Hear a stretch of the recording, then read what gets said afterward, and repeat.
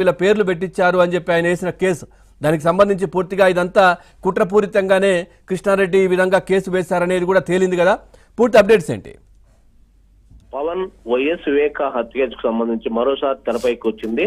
దీంట్లో ప్రధానంగా వైఎస్ వివేకకి అప్పటి పిఏ కృష్ణారెడ్డి అప్పట్లో అతను ఒక కేసు నమోదు చేయడం జరిగింది, ఒక ప్రైవేట్ కేసు వేయడం జరిగింది.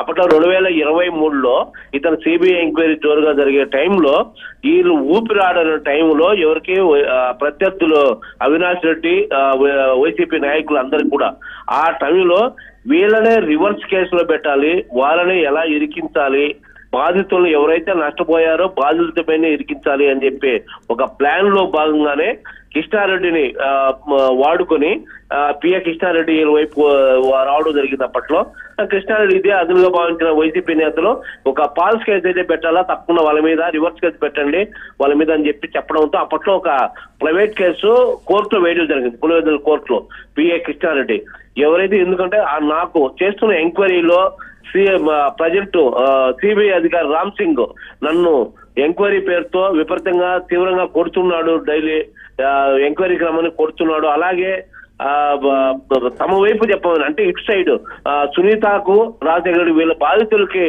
అనుకూలంగా చెప్పమని అటు సునీత రాజశేఖర రెడ్డి దంపతులు కూడా తమను వేధిస్తున్నారు. ఇలాంటి వేధింపులు ముగ్గురు కూడా తమను బాగా వేధిస్తున్నారు, ప్రత్యర్థులు కాకుండా తమకు అనుకూలంగా చెప్పమని చెప్పి తమను వేధిస్తున్నారు. సిబిఐ ముఖ్యంగా రామ్ సింగ్ తమను కొడుతున్నాడు అని చెప్పి మొత్తం ఒక కేసు నమోదు ప్రైవేట్ గా కేసు వేయమని చెప్పడంతో తన పైన వైసీపీ నాయకులు ఒత్తిడి తేవడంతో అప్పట్లో కోర్టు వేయడం జరిగింది. కోర్టు ఆదేశాల మేరకు ఈ ముగ్గురుపై, సునీత రాజశేఖర రెడ్డి దంపతుల పైన మరియు రామ్ సింగ్ పైన, సిబిఐ అధికారి రామ్ సింగ్ పైన ముగ్గురు పైన కూడా పులివెందుల పోలీసులు కేసులు నమోదు చేశారు. ఆ తర్వాత సునీత మళ్ళీ కోర్టుకు వెళ్ళడం జరిగింది. ఇష్యూ పైన అన్యాయంగా తమ పైన ఇట్లా కేసు వేస్తున్నారు, వేయడం జరిగిందని చెప్పి.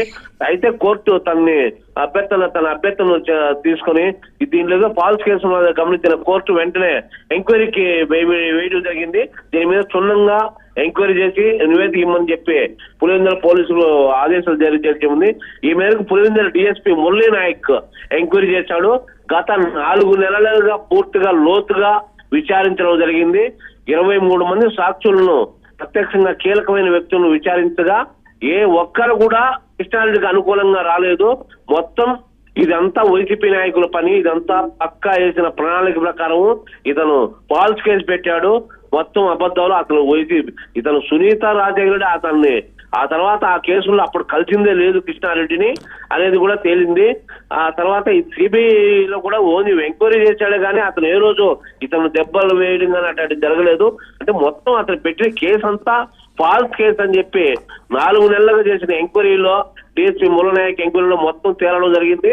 ఈ మొత్తం ఈ 4 నెలల నివేదిక కూడా ఈ రోజు నిన్న మొత్తం కోర్టుకు శ్రీనివాస్, అంటే ఇప్పుడు ఈ కేసును అబ్జర్వ్ చేస్తా ఉంటే చూస్తుంటే మొన్నటికి మొన్న మనం చూసాం ఏదైతే గన్నవరం మాజీ ఎమ్మెల్యే వంశీకి సంబంధించినటువంటి ఇష్యూ, దాంట్లో బెదిరించి ఏ విధంగా తప్పుగా చెప్పించడం ఇదంతా కూడా జరిగింది. మళ్ళీ ఇప్పుడు వంశీ మెడకే జుట్టుకున్న పరిస్థితి. ఇక్కడ కూడా కృష్ణారెడ్డి ఏ విధంగానైతే ఈ కేసు పెట్టారు, బెదిరించారని చెప్పారు, ఇవంతా కూడా మళ్ళీ అవినాష్ కానీ లేదంటే ప్రధానంగా దీన్ని ఆరోపణలు ఎదుర్కొంటుంది అవినాషే కదా, ఆయన మెడకు జుట్టుకునే పరిస్థితి ఉంటుందా? పవన్ తప్పకుండా, ఎందుకంటే అది కోర్టును ఫాల్స్ కేసుకు కోర్టును చేసి వాళ్ళు, ఎందుకంటే కోర్టు ఆదేశాల మేరకే కేసు నమోదు చేయడం జరిగింది. ఈ కోర్టునే మోసం చేసినట్లు అవుతుంది కాబట్టి తప్పకుండా ఇతని మీద కానీ తను సాక్షులు బెదిరించడం వల్ల తన ఒత్తిడి తెచ్చిన వారి మీద కూడా యాక్షన్ తీసుకునే అవకాశాలు ఉన్నాయి. తుది నివేదిక పోలీసులు కోర్టుకు సమర్పించడం జరిగింది. కోర్టు కూడా ఈ ఇష్యూను సీరియస్ గా తీసుకునే అవకాశం ఉంది.